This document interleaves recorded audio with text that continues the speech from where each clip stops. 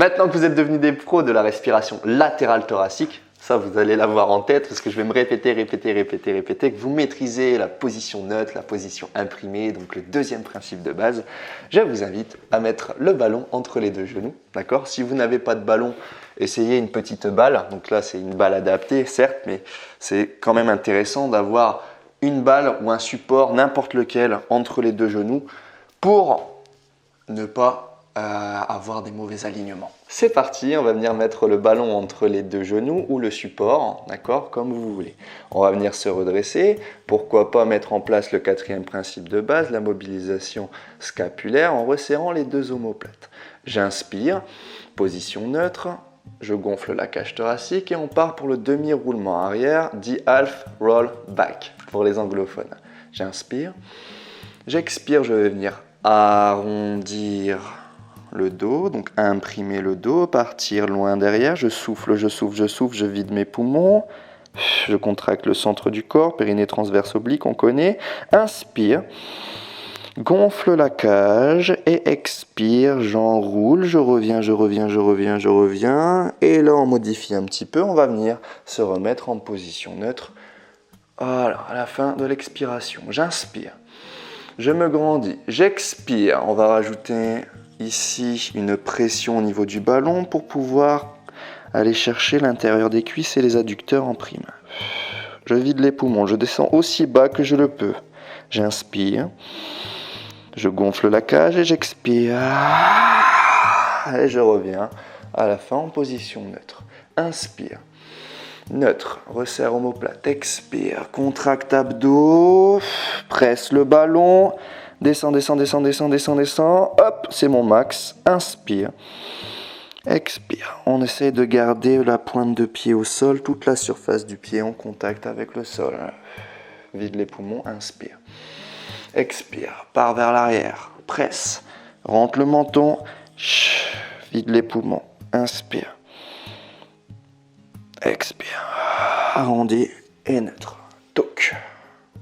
On va rajouter un petit accessoire, donc ici un bâton en bambou, pas obligé en bambou, d'accord, pour avoir des repères au niveau des mains et des bons alignements. Donc les mains à hauteur des épaules, largeur épaule, j'inspire. Neutre, resserre les omoplates, là tu peux un peu plus. Expire, contracte les abdos, presse le ballon, rentre le menton, descends. Inspire, bloc, ça tremble ici, mode vibreur, expire. Enroule et à la fin on revient, inspire. Position neutre, resserre les omoplates, expire, presse le ballon. Inspire, expire. Voilà, super. Maintenant que tu es habitué avec le demi-roulement arrière, on va essayer de faire le roulement complet. D'accord? Le roulement complet.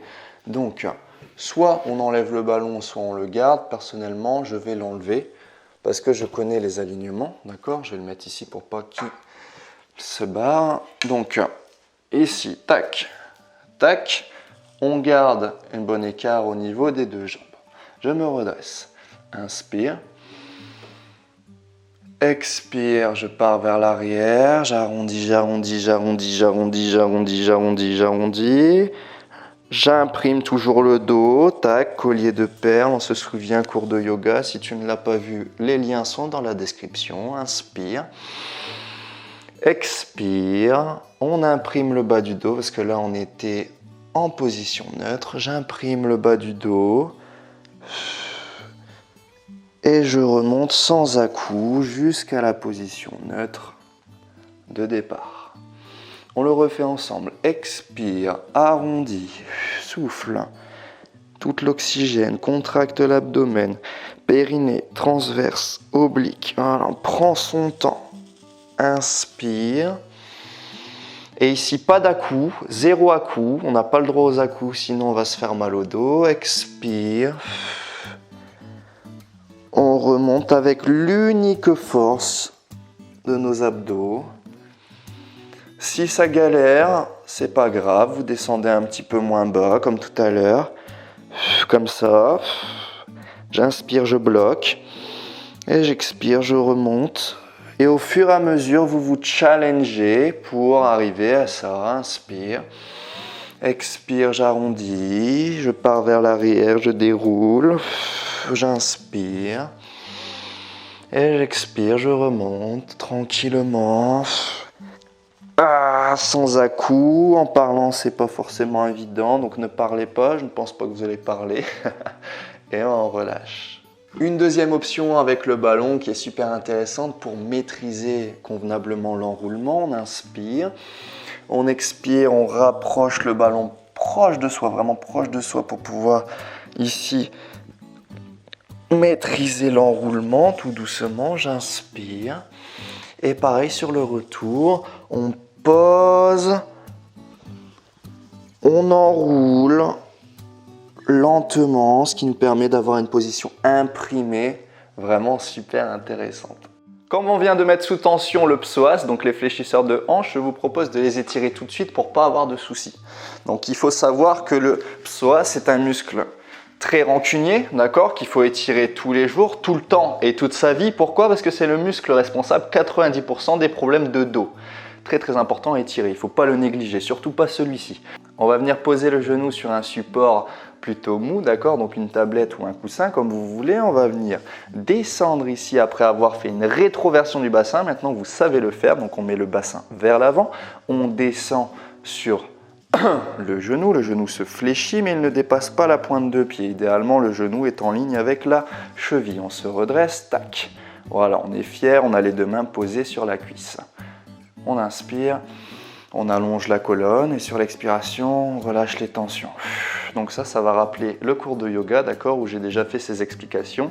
Et je vous invite à suivre le cours de yoga directement après le cours de pilates. C'est en synergie, ça fonctionne très bien et vous allez gagner en souplesse et en mobilité.